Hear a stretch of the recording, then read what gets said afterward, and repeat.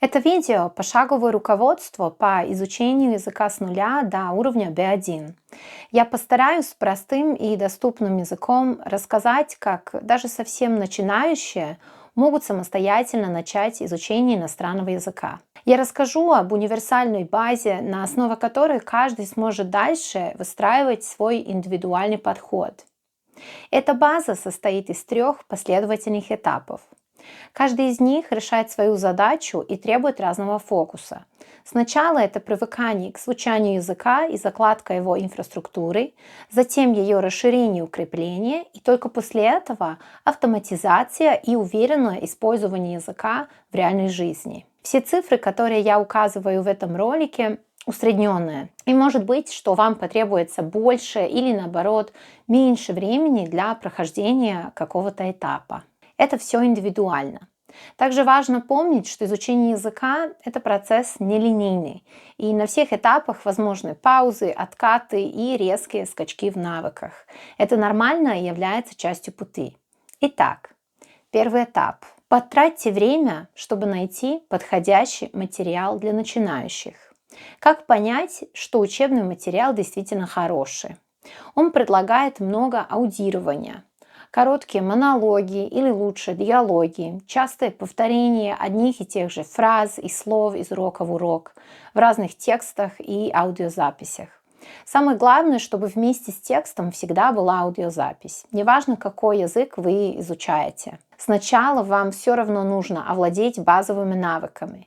Уметь коротко рассказать о себе и своей работе, о своей семье, рутине, а также понимать своего собеседника по тем же темам. С точки зрения грамматики вы должны хорошо освоить базовые структуры, необходимые для этих задач. Нужно закрыть самые частые темы. Дни недели, месяцы, годы, основные существительные про еду, дом, работу, семью, часто используемые глаголы и базовые прилагательные.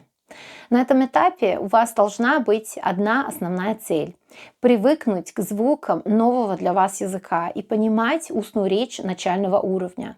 Именно понимать на слух, а не только через чтение. Для этого выполняйте следующие упражнения. Делайте прослушивание параллельно с текстом перед глазами. Ставьте на паузу и старайтесь повторять вслух услышанное как минимум 3 раза. Совсем в начале вам будет сложно запоминать длинные куски речи, поэтому начинайте с коротких фраз и со временем старайтесь повторять более длинные блоки. Сначала это будет плохо получаться, и это абсолютно нормально. Каждый язык имеет свою звуковую систему, которая иногда может очень сильно отличаться от нашего родного языка, и нужно время, чтобы к ней привыкнуть. Старайтесь скопировать звуки, паузы в предложениях, интонацию и ударение. Наш разговорный аппарат связан со слуховым. Поэтому такое упражнение, как повторение вслух, помогает лучше понимать речь.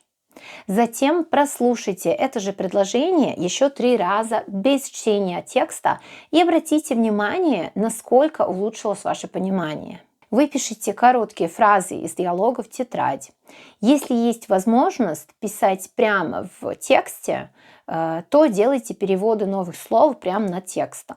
Переходите потом к следующей части диалога. И каждый раз, начиная новое занятие, сначала прослушайте предыдущий диалог хотя бы 1 раз и попробуйте вспомнить, о чем он был, не заглядывая в свои заметки. А затем проверьте себя и вернитесь к тем фразам, которые последний раз записали в тетрадь. В последний учебный день недели прослушайте еще раз все диалоги, которые вы прошли за эту неделю. Для этого этапа, на мой взгляд, отлично подходят самоучители Assimil.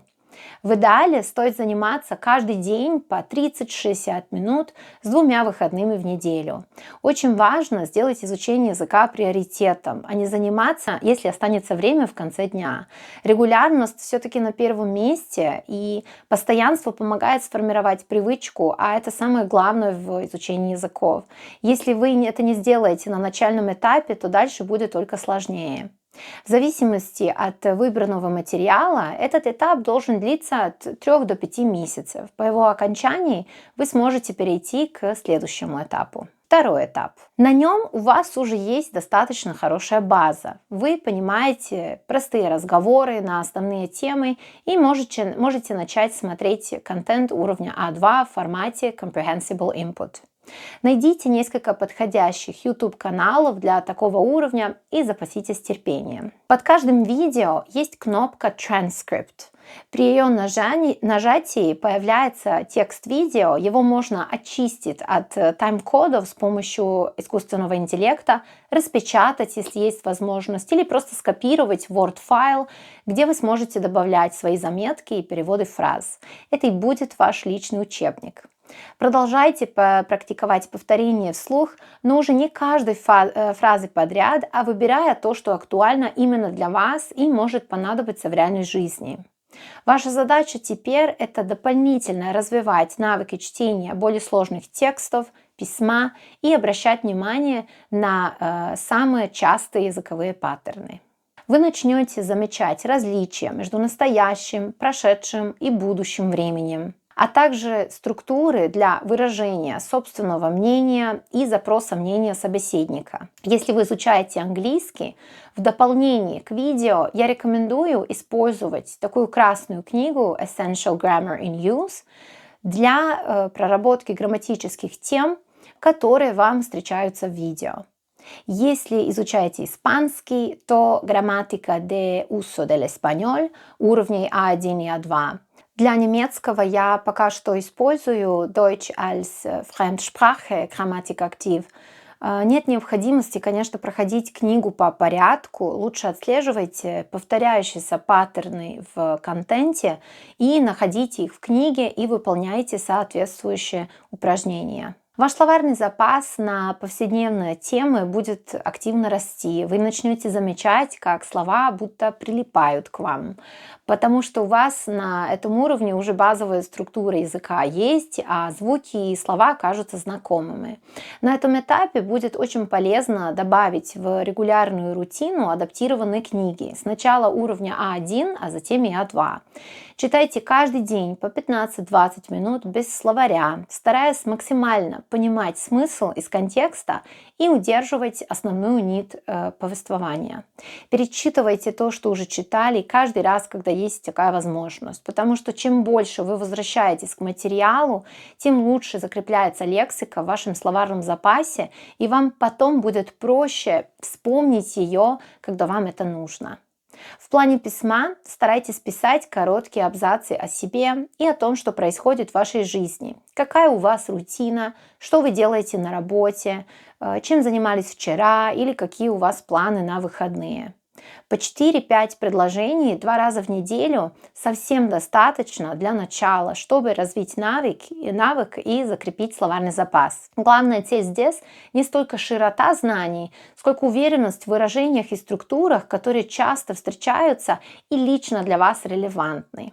Все мы имеем свой личный стиль в речи и свои предпочтения, как выразить что-то. Через регулярное письмо вы начнете замечать, каких оборотов вам именно не хватает в изучаемом языке, чтобы выражать свои мысли более полно. Третий этап. На этом этапе у вас уже есть хорошая языковая инфраструктура, вы понимаете медленную и относительно четкую речь, можете читать простые тексты, говорить на знакомые темы и писать короткие тексты также. Главная задача теперь автоматизировать уже имеющиеся языковые навыки, и фокус этого этапа – это закрепление, расширение и автоматизация языка. Основная цель работы с аудированием здесь – это научиться понимать естественную, неучебную речь, но все еще в комфортных условиях. Для этого можно использовать видео и подкасты уровня А2, Б1, адаптированные и неадаптированные YouTube-каналы с понятной дикцией и предсказуемыми темами. Точнее, с теми темами, по которым у вас уже есть знания, чтобы вы могли восполнять пробелы, связанные с уровнем языка. На этом этапе лучше выбирать короткие видео 5-10 минут, а не длинные форматы. Их можно найти в YouTube как Comprehensible Input А2-Б1, а дальше уже расширять поиск на неадаптированные материалы. Как с ними работать? Сначала слушайте без текста и старайтесь уловить общий смысл. Затем один раз текстом и в третий раз снова без текста. Не стремитесь понимать каждое слово. Если понимаете основную идею и ключевые детали, этого достаточно. Цель такого упражнения– это понимание устной речи, а не понимание и запоминание каждого слова и фразы из видео. Что касается словарного запаса, на этом этапе особенно важно замечать устойчивые выражения, глагольные конструкции, типичные фразы для начала, продолжения и завершения мыслей и слова и связки, показывающие последовательность мыслей в рассказах и историях. Обращайте внимание прежде всего на те слова и выражения, которые часто встречаются и нужны именно вам. Те, которые вы хотите использовать в речи и письме. Для практики разговорной речи вы можете записывать собственные аудио или видеоролики, переслушивать их и корректировать. Это могут быть такие короткие монологи, например, 2-3 минуты на знакомые темы или пересказ видео и текстов своими словами. Попробуйте найти на YouTube носителя языка, чей стиль речи вам действительно нравится. Это может быть известная личность или блогер. Самое главное, чтобы вам было приятно и интересно его слушать, то есть слушать, как человек говорит. Используйте его или ее видео для практики shadowing. Такой человек станет для вас ролевой моделью для подражания. Я пока что не рекомендовала общаться с кем-то, а весь упор в изучении был на понимании аудиоматериалов, текстов и развитии навыков копирования звучания языка. Теперь, если есть возможность, добавьте хотя бы один раз в неделю разговор с языковым партнером.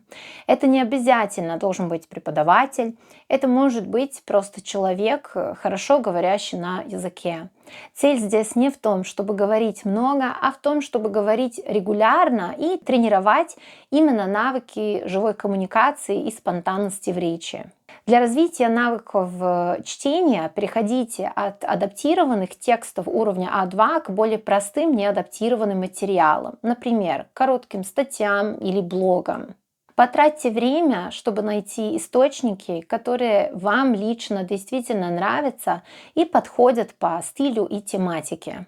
Читайте без словаря, останавливаясь только в том случае, если слово действительно мешает пониманию смысла. Учитесь терпеть непонимание и старайтесь догадываться о значении слов по контексту. Если это дается слишком тяжело, значит материал пока выше вашего уровня, и в таком случае лучше выбирать что-то попроще.